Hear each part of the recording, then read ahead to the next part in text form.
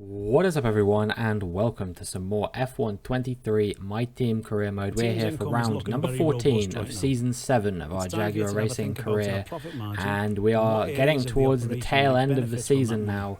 We are coming up to the summer break, and there are a few more races before the break than after, so yeah, it's an exciting time. We are currently leading the Drivers' Championship. We're not too far off the top spot in the Constructors' Championship as well. We've had back-to-back victories in France and Hungary, which was really cool. You know, it means that we're 20 points clear at the top of the championship, if I'm not mistaken. I'll show you the championship standings in just a second. But yeah, only 10 races left to go now until the end of this career mode. It has been an absolutely incredible journey, starting all the way back in June of last year. You know, I remember, as we can look at the driver's standings here, 20 points ahead in the driver's standings, like I said, with 39 points behind Red Bull in the constructor's standings at the moment, but hopefully we can have some good races in the tail end of the season to catch up with them. But yeah, I remember, you know, I was on holiday in Copenhagen when this game dropped, and I was really gutted that I couldn't be at home to play the game. But you know, I came home, I literally played it the night I got back. My flight came in at like 5 p.m. And I got home, and the first thing I did was come to play the game. That's how excited I was to play it. And yeah, nearly 160 videos later, we are here in the tail end of season 7. So yeah, it's been an incredible journey. I'll probably do like a full sort of retrospective video, I imagine. And yeah, we'll try and close things out with another championship win. You know, we've won 2 championships on the bounce now. Thanks. Can we get a third one? We'll have to wait and see. This one certainly feels like it's been a slightly tougher fight than the previous ones. But I have been trying to make things a bit more exciting by changing the way I sort of approach difficulty compared to previous seasons, where it was based on rivalries.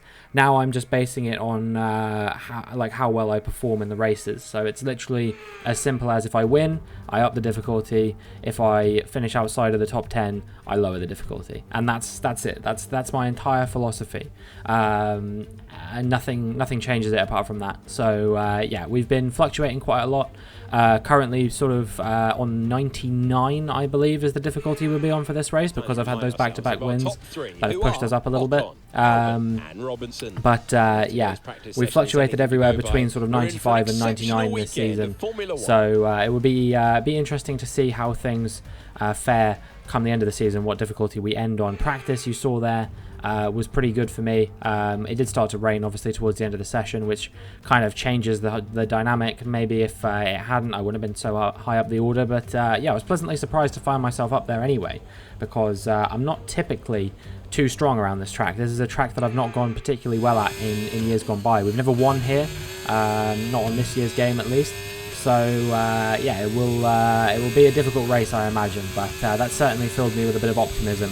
So we will see what we can do now as we make our way towards the end of our first flying lap there. 108.1 was the time on a fresh set of soft compound tyres. Definitely a lot more pace in the car than that, I'd have to imagine. But somehow I couldn't find it really on my second flying lap on another fresh set of soft compound tyres either. We did improve towards the end in the final sector, but the first couple of sectors I was actually down on my time. So it ends up being a 107.9, and that will be good enough to see us through to Q2, but not quite as comfortably as I would have hoped. It's only P12. We were P15 before this. We would have been through regardless, even off of that first time. But yeah, we make it through along with Leclerc. He's P6. It's a Mercedes 1-2 in Q1, with Albon leading the charge by 0.02 of a second at the moment. And we will see who's eliminated here. It is Tsunoda, Hauger, De Vries, Magnussen, Verstappen, and Stroll. Verstappen out in Q1 at his home race, a race where he very nearly won last season, of course. It was only engine issues that stopped him. And Dennis Hauger, the man who inherited the victory from Max Verstappen as well. A very interesting state of affairs. We ran the final corner on our first flying lap of Q2. It is a banker lap on a used set of soft compound tyres. So 107.5 was actually really impressive to me, because that's 0.4 faster than my best fresh soft compound run so far. And we did manage to improve when we went onto another set of fresh tyres as well. So clearly getting a bit more used to this track on those soft compound tyres. maybe the track's rubbering in a little bit. And we crossed the line to do a 107.2 here in Q2, and that is good enough for P2. So there we go. All the 2s on this occasion, and we make it through to Q3 with no real issues there. We beat out Charles Leclerc as well, and then knocked out here was Ocon, Sargent, Pourchaire, Doohan, Fittipaldi and Joe.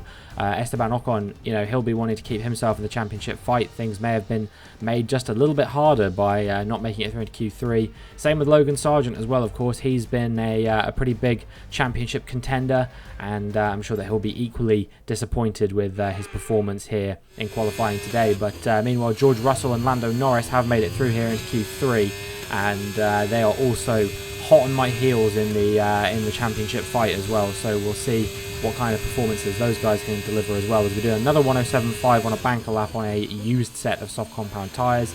And now we have one more attempt to get a good time in. We're currently in P8, so definitely some improvement is in order. We will be the last car to cross the line as per usual, and we are currently running just under 5 tenths up at the moment. Somewhere between 4 and 5 tenths is the level of improvement that we're looking at here so far. Making our way around the final corner, we've actually improved by another tenth or two here, so it's going to be about a 6/10 improvement. And as we cross the line, it's a 106.9, and that is pole position. Very, very surprised by that. I didn't expect we'd be getting pole position here at all, so I'm very happy with that. And with qualifying complete, let's review our top 3 today. Robinson, Leclerc and Frederic Vesti. With qualifying complete, all that remains is the main event. We'll be live and uninterrupted for the Grand Prix tomorrow, so make sure you join us then. Well, it is a 1-2 front row lockout for Jaguar Racing there. Very, very happy with that. Charles Leclerc, 0.05 of a second behind me. And then in P3, it's not Esti Besti this time, but Vesti Besti. He's made his way into P3. An absolutely remarkable turnaround given the mid-season form that he's been showing as well. So we will see what we can do as we get into the Dutch Grand Prix.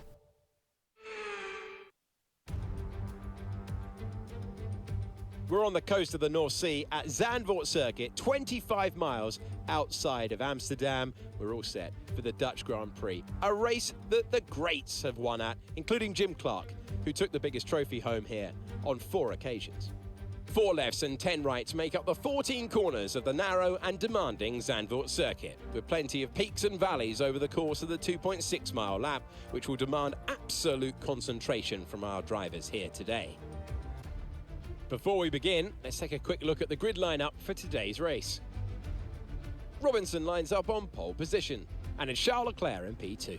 As we continue through the rest of the grid today, we have Vesti, Perez, Albon, Gasly, Norris, Oscar Piastri, Liam Lawson, Russell, Ocon, Sargent, Teo Pourchaire, Doohan, Fittipaldi, Joe, Tsunoda, Hauger, De Vries, Magnussen, Verstappen, and Lance Stroll brings the grid to a close. Which of these talented drivers will come out on top today?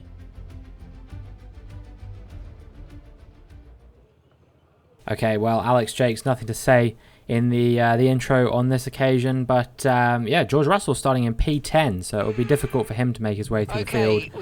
Unfortunately, I'm getting interrupted by Mark on this occasion because he wants to say that thing he always says on the start of every race. But yeah, what was I saying about George Russell? Yeah, he's starting 10th, I believe, so it's going to be tough for him to make his way up the order and into a strong points-paying position. It will be probably even more difficult for him to beat me today and close the gap in the championship. So I think for him it's going to be about damage limitation. That said, though, if you've ever watched me do a Dutch Grand Prix before, you'll know that this is one of those tracks where, unfortunately, I just don't really seem to have very good race pace around here, and I find myself slipping down the order more and more over the course of the race.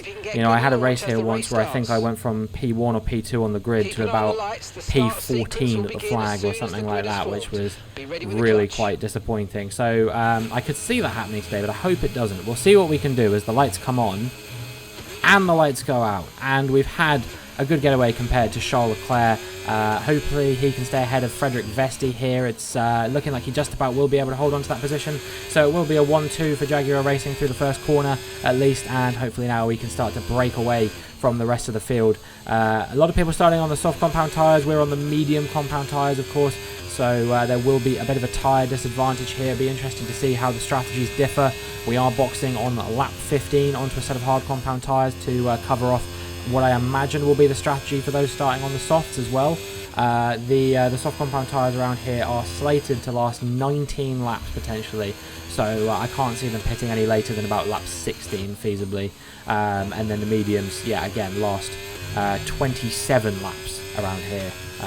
If the game's statement on how long the tyres last is to be believed. So yeah, it'll be interesting to see if they can take the mediums 21 laps or not without them really starting to go off. You know, for me, medium hard 15, 21 should be absolutely fine realistically, but we're already coming under pressure from Charles Leclerc. You know, he managed to lead him through lap 1, but as we make our way onto lap 2, he does make the overtake up into P1, and we're pushed down into P2 for the time being.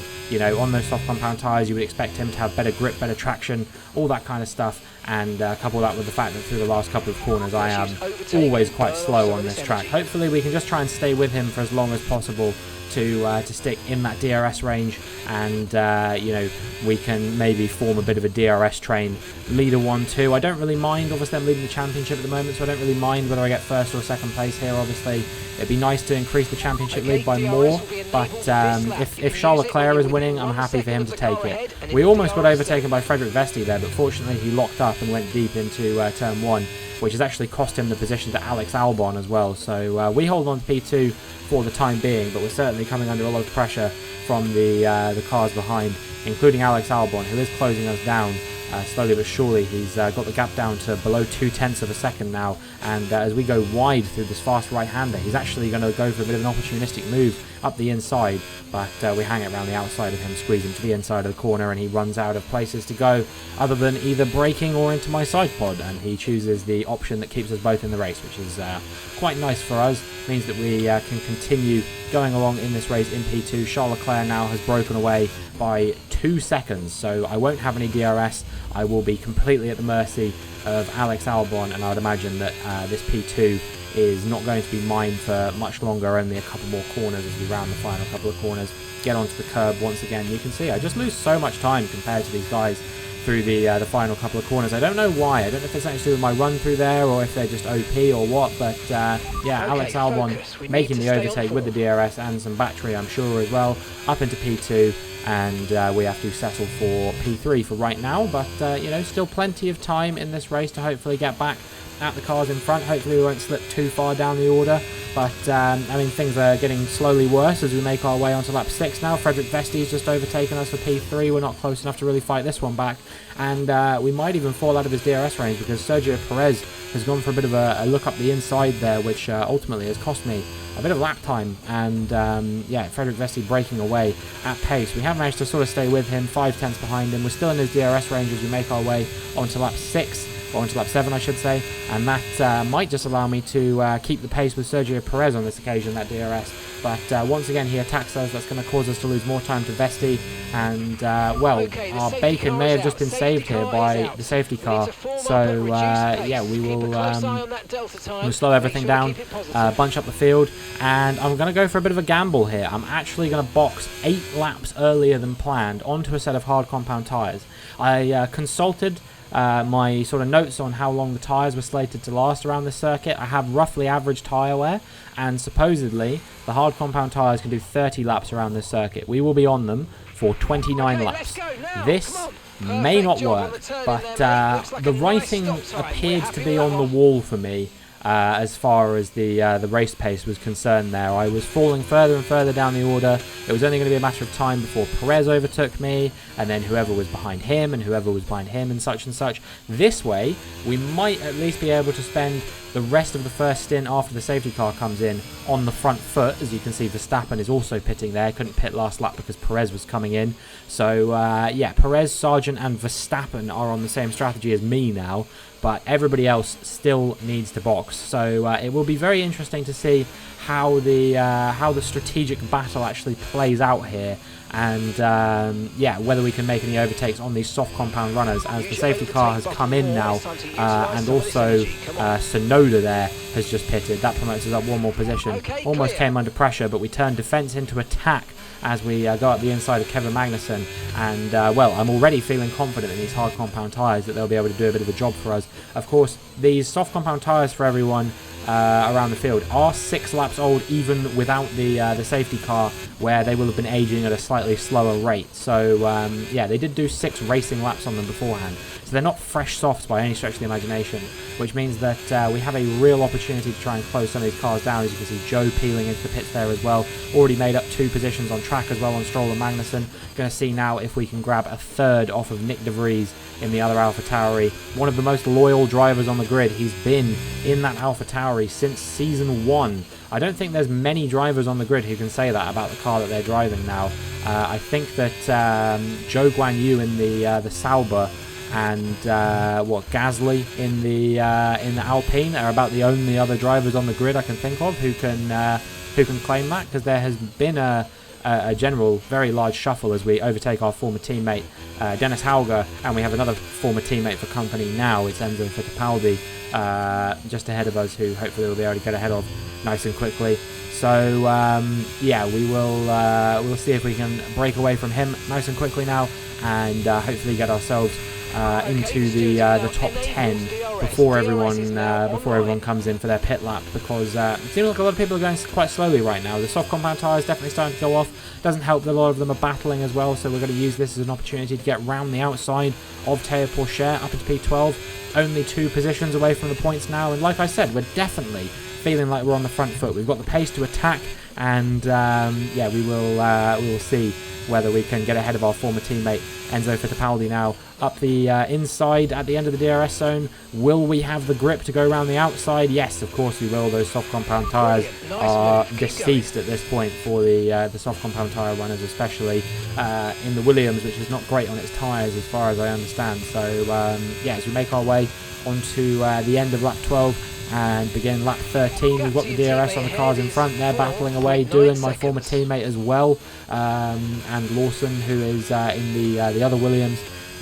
We'll see if we can get ahead of these guys nice and quickly. Lawson's actually on the medium, so he might be slightly harder to overtake because he's got that little bit more performance still compared to the soft compound runners. But we're going to try and go up the inside of Jack Doohan here, but he keeps in the fight, and actually he's got the inside line for the next couple of corners, which allows him to stay ahead, and we aren't able to overtake the Australian driver for the time being. But we're going to see if we can get ahead of him up the inside here, diving up the inside. What a crazy move that was, but well, it worked, it paid off, and now we're in P10 into the points, and we're going to see if we can get ahead of Liam Lawson on the following lap.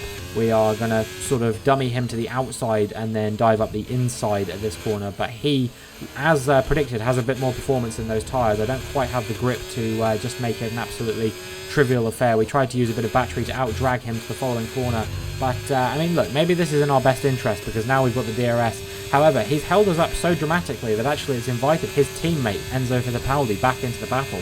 So Liam Lawson playing the team game there a little bit, it's actually worked. And yeah, he makes his way up into P10, does Enzo Fittipaldi. We're pushed out of the points for now, but don't forget, still lots of drivers yet to pit, so I'm not too concerned about our chances of being in the points. It's more about whether the tyre strategy that we're running allows us to stay in the points. I wasn't totally optimistic about that either, because I do think that over the course of 20 laps, with me on worn-out hard compound tyres compared to the medium compound tyres that most people are going to be going on to, they're going to have a significant advantage in performance, at least for a certain period of time, not forever, as we dive up the inside of Fittipaldi. Once again, we're going to have the DRS on Lawson here as well now. Yeah, like I said, they won't have an advantage forever, but certainly for the first 10-15 laps of their second stint, as actually that was Leclerc coming into the pits there. So we are in the net lead of the race for right now once everyone else is pitted. But yeah, we will see what kind of performance Leclerc can put up on those medium compound tyres, how long it is before he starts putting pressure on me for the lead of the race, as we try and go for the move on Liam Lawson in the same place we did before, but this time we're a bit further ahead, and we send it around the outside of the New Zealander up into P6 on track, still net P1 of course, and we'll see who is coming into the pits and when now. There's definitely a couple people peeling in here, one of the Mercedes, one of the Red Bulls. It's Ocon and Albon who have pitted on the end of lap 16. As we move on to lap 17, it's Liam Lawson making his way up the inside, but he's not close enough, and that is us staying in P4 on track. Of course, still 3 more cars yet to pit. It's the 2 Alpines and George Russell. So yeah, we'll be comfortably net P1 once everyone's pitted, and you can see now as Vesti and Russell are coming in. You remember it was Sargent, Perez and Verstappen who were the other 3 cars that came onto the same strategy that I did. They're all about 2 to 2.5 seconds behind me, but one of them won't be for much longer, and that is Sergio Perez. He's out of the race. The Ferrari powertrain giving up once again for the Ferrari drivers. They just cannot catch a break this season. Even in races where they are having a great time of things, P3 and P4, they can't make it work. Logan Sargent going for the move into the lead of the Dutch Grand Prix now, and yeah, we lose out to the American driver there. He's already had 1 win this season and a few other podiums as well, and now we are going to see if we can stay with him. Nothing really happened for the next few laps, actually. Lap 26 was the next time there was any real action. This is George Russell, who I don't know if he was running in the points or not, but he certainly won't be now. He's out of the race as well, and this is going to definitely allow me to extend my championship advantage by at least another 18 points. Esteban Ocon is currently running in, I believe that is P6 by the looks of things, but could be P7, not sure. We've just got back ahead of Logan Sargent there, of course, as well, so that's us back into P1. But you can see that Leclerc and Norris, who are on the soft medium strategy that they didn't pit under the safety car, they're right with us now as well. So yeah, there is a real threat that we're coming under from the medium compound runners now. I'm not too concerned about Logan Sargent, although he did just go for another overtake on me there, so maybe I should be a bit more concerned about him than I am. But I don't envision that he's going to be the one to stop me from winning this race. I think it's much more likely to be Charles Leclerc, Lando Norris, or maybe somebody else who's on a set of medium compound tyres, like Esteban Ocon, for example, currently running in P6. I think Albon and Piastri in the top 8 are as well. Those are the only cars I could really see mounting a challenge for the win today. I don't think that Verstappen or Sargent will, just because they don't have the tyre strategy. As Sargent loses out big time there. He's all the way down to P5 now, and it's going to be my teammate Charles Leclerc who's going to be putting the pressure on me for the lead of the race now. Not quite close enough, I don't think, to go for a move, but of course he has the superior tyre performance, so every corner is threatening now from Charles Leclerc, and we have still 5 more laps left to go until the end of the race. Surely I won't be able to hold him behind when he's on the mediums and I'm on very old hard compound tyres, 24 lap old hard compound tyres at this point. And sure enough, as we make our way onto lap 32, Charles Leclerc takes the lead of the Dutch Grand Prix, and well, I just don't see myself gaining this one back now. Hopefully we'll just be able to use the DRS to try and stay with him, keep Lando Norris behind, and seal what would only be, I believe, the team's second ever 1-2 in Formula 1. I can't remember where the first one was now again. I think it was in China last season, if I remember correctly. But yeah, we definitely have not had one since then, I don't believe. So as we make our way onto the final lap, we've done a remarkable job of staying in Charles Leclerc's DRS range. Maybe those medium tyres just starting to go off a little bit, but look, I mean, I'm one to talk. We're very close to being on 60% on that front left tyre now, so we're getting into that territory where the tyres really are just completely, you know, screwed on performance, and we are gonna have to really push quite hard to the end now. You can see Lando Norris is closing me down quite significantly. We may have to settle for P3 here by the looks of things. I wouldn't be too sad if that were the case, because ultimately, you know, if we'd have stayed on the strategy we were running before, if we hadn't have boxed under the safety car, I don't even know if we'd have been looking at, I think we'd have been looking at 8th here potentially. I think that would have been the best performance that we could have put up. So yeah, the safety car kind of allowing me to deliver a pretty good strategy here today. And as we round the final corner, we've actually gone very wide there, so that might invite Lando Norris into the question for P2. It's going to be a very comfortable Charles Leclerc victory, but it is going to be P2 for us. Lando Norris couldn't get close enough. And, well, if you'd have offered me that at the start of the weekend, I would have bitten your arm off. Yes, of course, I would have liked to have won it, given that I did start on pole position, but I think that there is no shame in finishing P2, extending my championship lead. You can't fault the performance on track today. A well-deserved victory. Natalie, fill us in.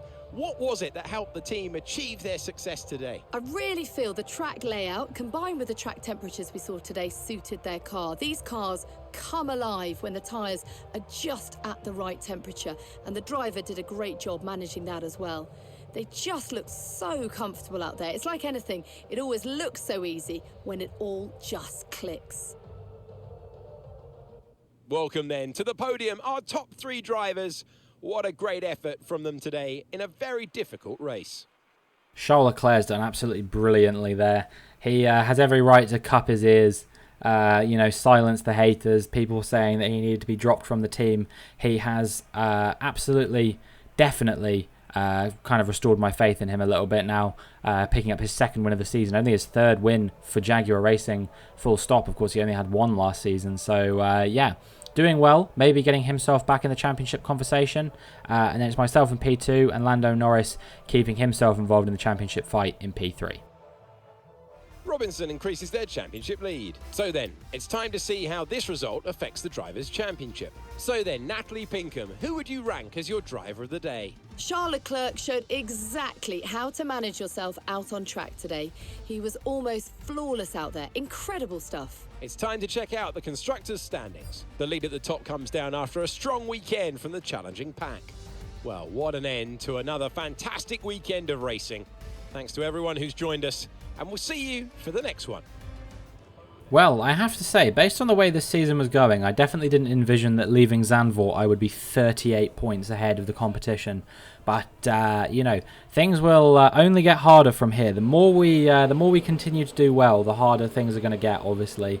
So we are not out of the woods by any stretch of the imagination. Just because we're leading by 38 points, I've seen people blow much bigger leads than this, much closer to the end of the season. So I really can't take anything for granted right now. I just have to keep pushing, keep moving on, and hoping that we can continue to have good results come our way. But yeah, things certainly starting to look encouraging. And in the Constructors' Championship as well, we're only 4 points behind Red Bull now. Obviously, I think that both George Russell and Esteban Ocon having a measurably better season than Charles Leclerc has in no small part led to them being P1 in the Constructors for as long as they have been anyway. But yeah, maybe the era of Red Bull leading the Constructors is coming to its end as well. And if that were the case, that would be very nice, because we've only won 1 Constructors trophy. It was last season. I pretty much carried the team on my back all season. We finished something ridiculous, like 100 points ahead of the nearest car, who, interestingly enough, Oscar Piastri, as I've mentioned many times, did not win a race last season and still finished P2 in the Constructors. So, yeah, he had a very consistent season. This season, I don't really think that he's been as involved as he was last season. But, there's still time. There's still time, of course, for lots of people to get themselves involved in the championship fight. But it is slowly running out. There are, soon there will be cars who actually are mathematically out of the championship fight as well. With 9 races to go, and me only being on 200 points, still anyone mathematically can win the championship. But it will be interesting to see who's actually up there in the championship fight come the end of the season, come the last few races. All I really want, I don't really even mind that much.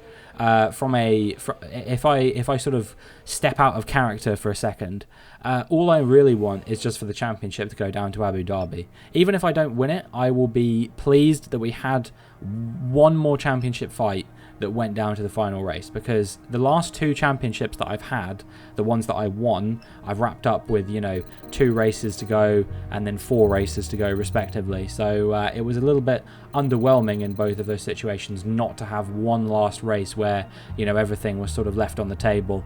And with how this season is going, there is a real opportunity for that to actually be a thing. So we will see how the rest of the season unfolds. But next up is of course going to be the Italian Grand Prix at Monza, a bit of an up and down circuit for me again, so will be interesting to see what kind of pace I'm showing on that occasion. But that is going to be it for this video. If you enjoyed, please make sure you like and subscribe, and hopefully I will see you in the next one.